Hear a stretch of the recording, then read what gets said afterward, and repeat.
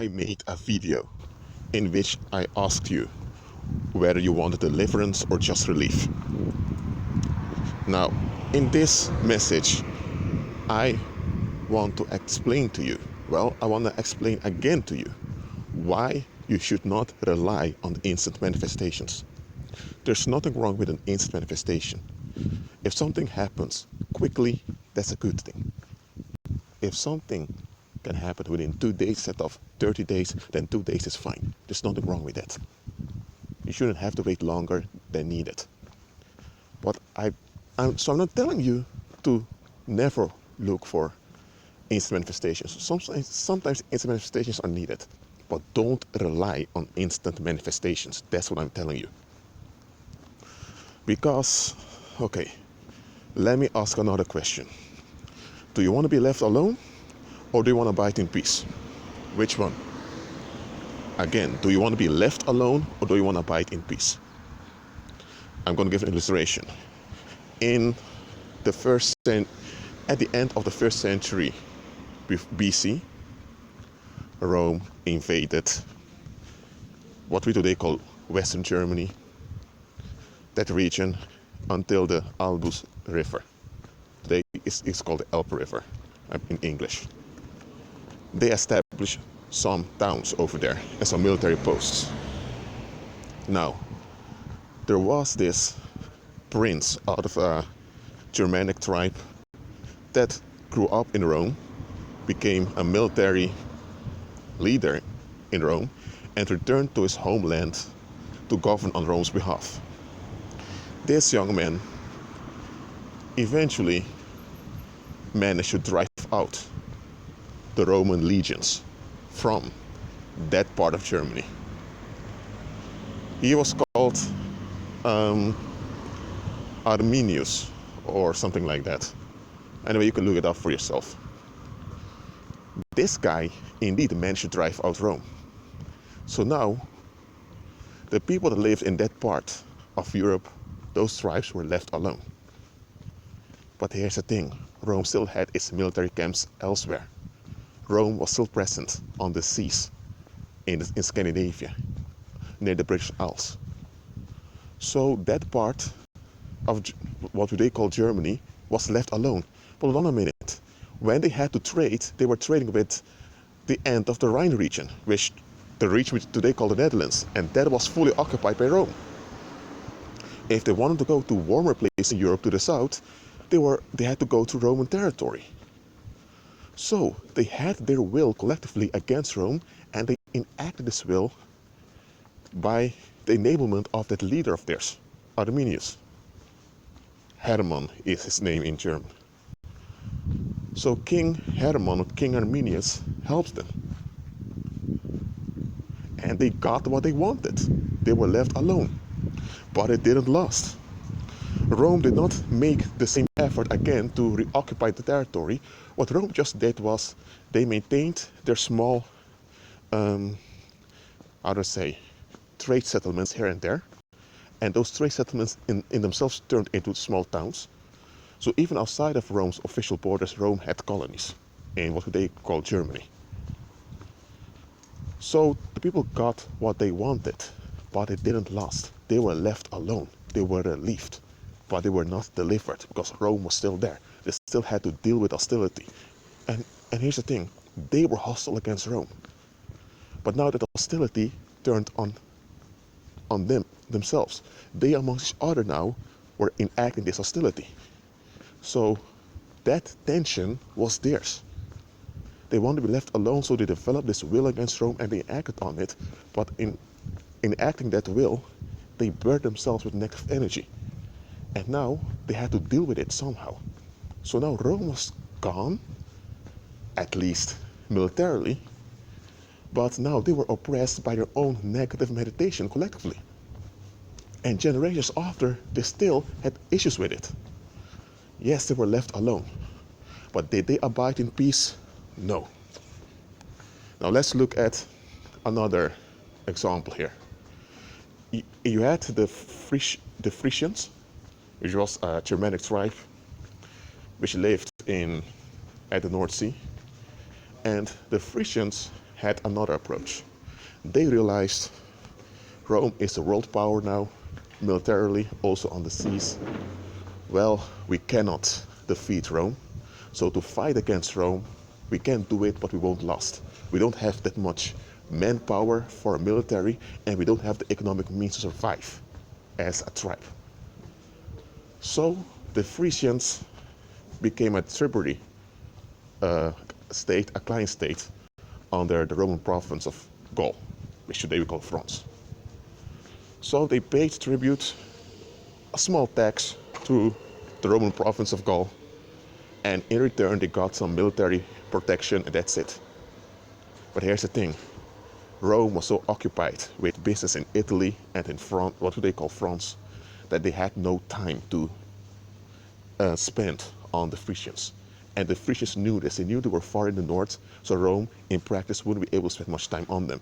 So they contributed to Rome's economy, the little they could, and in return, Rome didn't bother much with them, and they could abide in peace. They could retain their own values, their own culture, and their own traditions, their own institutions, while at the same time benefit of the world's economy, which was led by Rome. Now, what happened here was that the Frisians looked beyond. The Frisians realized being left alone is not possible. That is a fantasy. It may work out, but only for a while. We need to accept the reality and deal with it properly. So the Frisians did this, and after a while, they became incorporated in the affairs of Rome. And when the Romans established a new province called Lower Germany, they built some castles in Frisia, and the Frisians became more relevant. So over time, over generations, they benefited of their wise decision to become a client tributary state to Rome. Not because they were so in love with Rome, but because they looked at the bigger picture and they saw what would be really beneficial for them and their posterity. Now here's the thing. Those Germanic tribes between the Rhine and the Elbe River, they were left alone by Rome militarily. But economically, they were oppressed. Not just because Rome had this, its trade settlements here and there, but because that rage against Rome did not resolve internal conflicts that the Germanic tribes had. The Germanic tribes had a lot of conflicts with one another concerning resources and borders of their tribes, of the inhabitation of their tribes. Now Rome had solutions for this. Rome would establish a province and everyone would have their part in the province, and that would be it. Now if they would have taken Rome's offer and they would have demanded their share in Rome's economy, it would have worked out far better for them. But no, they wanted to be left alone. So they got what they willed, but their will didn't work out for them. The Frisians, on the other hand, realized they need to adapt. They need to alter their will, because their will would not work out for them. And they benefited far more. When the Roman Empire collapsed, politically, the Frisians remained with wealth, and for centuries they became a dominant force on the North Sea. So for centuries later, the Frisians benefited of what their ancestors did. Now look, I did not intend to give you a history lesson here, but I just want to point out to you that being left alone versus abiding peace are two very different things. Too often people confuse the two. Being left alone is just momentary relief, and it can and will end anytime. Abiding in peace means that there is peace and you're operating in peace. It means that you've learned how to manage things in a proper and prosperous way. Abiding in peace means that there is prosperity. You operate in prosperity. It means that evil around you is under your feet. That's abiding in peace. Being left alone simply means that you don't experience an outcome anymore and you feel at ease. But now you need to maintain this ease with all kinds of activities. So in the long run, it will tire you. So now you still have to avoid the thing that you are left alone by. So basically you're on the run without you realizing it. You're just fleeing, you're just in escapism. Look, the question I asked, I believe was last year or maybe a year or two ago, where you wanted deliverance or just relief, is a very powerful question. Many people in the comments said they wanted deliverance. Well, I'm happy they wanted deliverance. But what I see around me is that a lot of folks are looking for relief, not deliverance. So I'm asking you again, do you want to be left alone or do you want to abide in peace? And about instant manifestations, the reason why many people get tricked and deceived and eventually destroyed is because when they are upset with an outcome and they fight against the outcome, the moment they get relief from that outcome they're fighting against, they don't look any further than that. They're so into that relief that finally that financial difficulty is gone, or finally those people are leaving alone. They're so into that the bad that has disappeared, they don't look any further. And let me tell you, this is a trick Satan is using. And those that follow him use it also.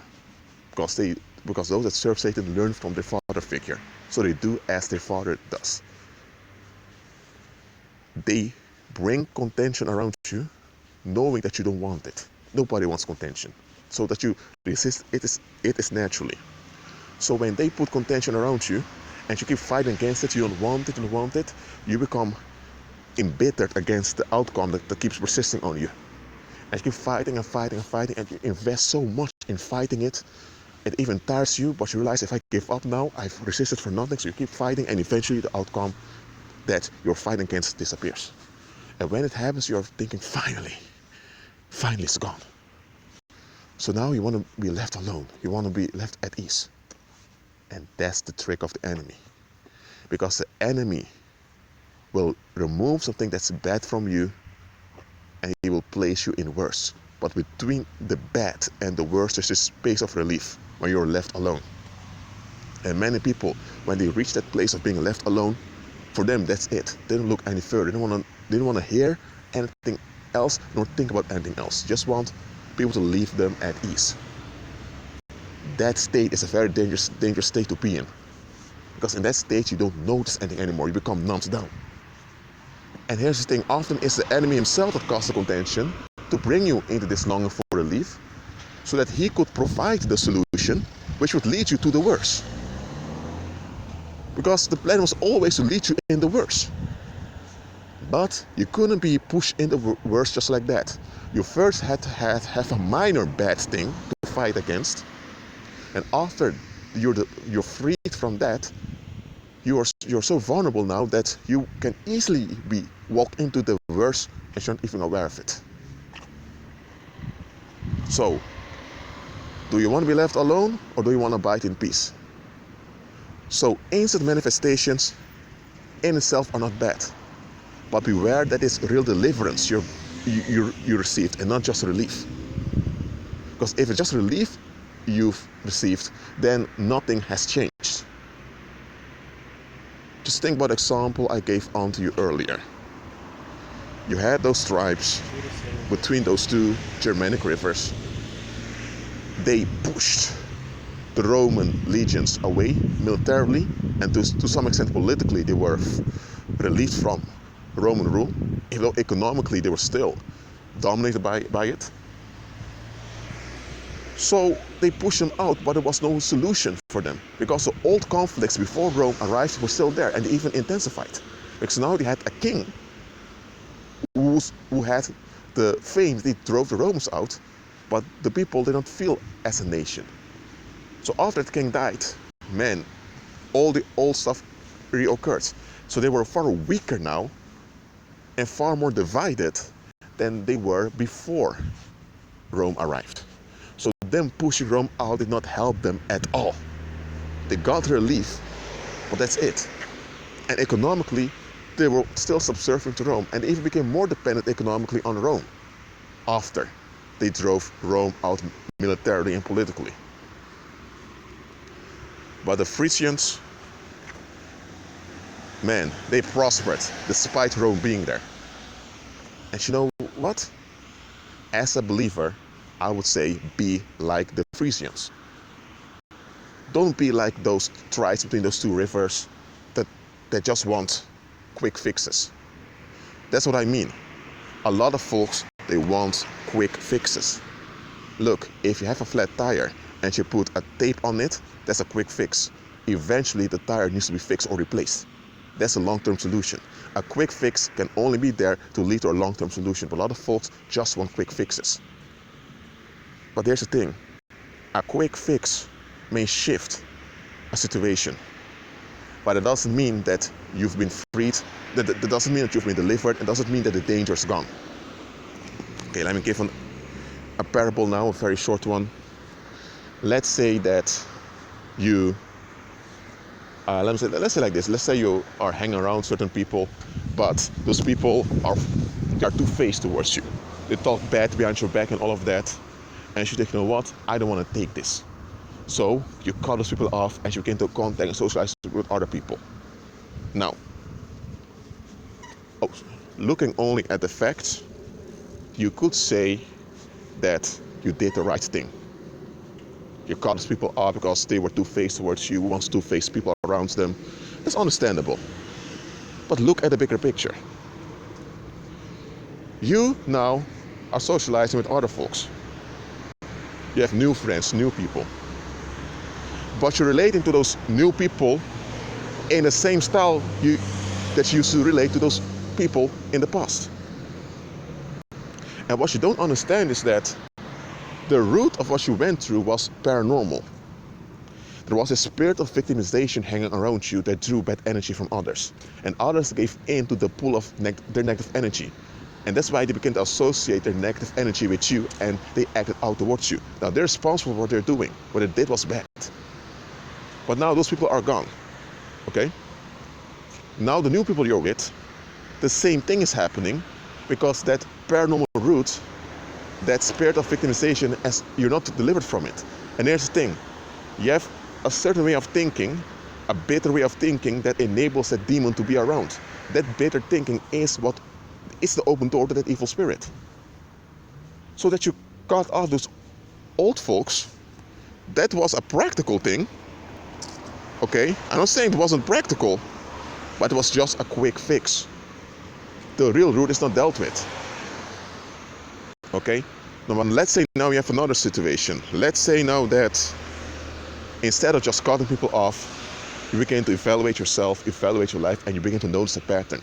You notice a pattern that you always hang out with people and suddenly people begin to dislike you or find some fault with you. But often those people themselves can't explain what it is. So now you realize that something's wrong with those people because something's working through them and they're not even aware of it. Now you realize that those people aren't even realistic because they notice that something is working through them against you, but they don't want to acknowledge it. But now you see that they're narcissistic because they rather cooperate against you than having to face themselves. So they rather endanger you than to take their responsibility. So now that you see this, now you realize, hold on a minute, these people, I shouldn't even care that they have turned on me because they're not even safe to be around. So now you're delivered from this feeling of hurt that they treat you badly because you see they're not the right type of people even have around. You look further and you notice that this pattern of betrayal you encounter is not natural. So now you realize it's spiritual. So now you're looking for a spiritual solution. And let's say now you find people filled with Holy Spirit and they pray with you and they cast out that spirit. And those people tell you, renew your mind, renew your thinking. And you begin to renew your mind and your thinking. Now what happens? You did not run from one group of people to another. You just begin, you agree with Christ and begin to work internally. And what happens, sooner or later, now this time sooner, the people around you begin to shift, begin to change. Little by little, the old folks disappeared and other folks came in its place. But now those folks that came in their place are folks you can remain with for a long time. You know why? Because the spirit of victimization is gone. Your mind has renewed. You don't have that bitter thinking anymore. So now the same pattern, the same cycle won't repeat again. You have been delivered. You are now abiding in peace. In the first example, when you just went from one group of people to another, you were left alone. But in the second example, you are now abiding in peace. So now you never have to bother again that suddenly people are going to turn on you. Even if it happens, it doesn't affect you too much anymore because you're delivered. So that's why I'm telling you, don't rely on quick fixes. Quick fixes are very easy, they're very quick, but they're seldom in themselves beneficial on the long term. And there are even times quick fixes increase harm and damage. An example I gave unto you, if you were just left alone, you are deceived thinking those new people I'm with are going to treat me better, and then they may do even worse. Those new people I'm talking about. Or let's say I'm going to use a female example now. You dated a guy, let's say you married someone, and you found out this guy is not in his right mind. Why did I even marry the guy? And you divorced the guy, now you married someone else. And then the same happens, and it goes on and on and on. You keep getting quick fixes, and the quick fixes work, but there's no real long-term solution. You get what I'm saying here? But here's the thing. We live in a time and age when folks demand quick fixes. I'm not saying that in previous ages people didn't do this, but I'm talking about the here and now. Many people today feel entitled to quick fixes. Unfortunately, also among believers. We think the quick fix is the right way. We think the quick fix will make us happy. We think the quick fix will be the best for us. It can be that you desperately want to move out of your town to another town. And it can be that the town you're in indeed has its crime. You have people out of your past that you don't want to encounter. But what's really happening now is you want to be left alone, so you want to flee. But you don't acknowledge it. And the Holy Spirit sees clearly that wherever you go from there, you'll encounter similar or even worse problems. And you won't be able to deal with them in an effective and prosperous manner. So what the Holy Spirit is doing now, the Holy Spirit is teaching you to let go His way and to renew your mind so that you are in agreement with Him. The Holy Spirit is humbling you so that you will live by His power and not by your own human strength. The Holy Spirit is preventing worse from happening by refining you during the affliction. It's during the affliction that the Holy Spirit is refining you so that you will avoid destruction. Look, I'm not saying that you have to be happy that tribulation and all those things happen. No. Tribulation, affliction, those things are not things to be happy about. The reason you ought to rejoice is because the Holy Spirit is working on you. And once the Holy Spirit is done working on you in some area, the tribulation will vanish by itself. Because often tribulation is enabled by something in your thinking or something in your attitude that isn't well addressed. Now that does not mean that the tribulation is your fault, neither that you brought it on yourself, no. But if there is something in you or about you that the enemy can use to have access to you, then that thing needs to be dealt with. But once that thing is dealt with, the enemy has nothing anymore. And the only thing that the enemy then have is external circumstances. But it doesn't have an internal hold on you anymore. And too often we want external circumstances to change. But we don't look at the possible internal hold that the enemy has on us. Because we don't see the internal openings that needs to be addressed. Again, just because you had some open doors in your thinking doesn't mean that it's your fault automatically or that you brought it on yourself. No. If there are maybe it's not something bad about you. Maybe it is that you don't look at the bigger picture. Maybe you never look at the bigger picture. Maybe that's the only thing you have that the enemy can use against you. So now that you go to tribulation, the Holy Spirit is teaching you to look beyond. It can be that you're going through something now, and you listen to this video, or you watch my videos, and the Holy Spirit is using my videos to teach you to look beyond. Now, you're not not in the tribulation because of sin. You're not in the tribulation because of bad behavior.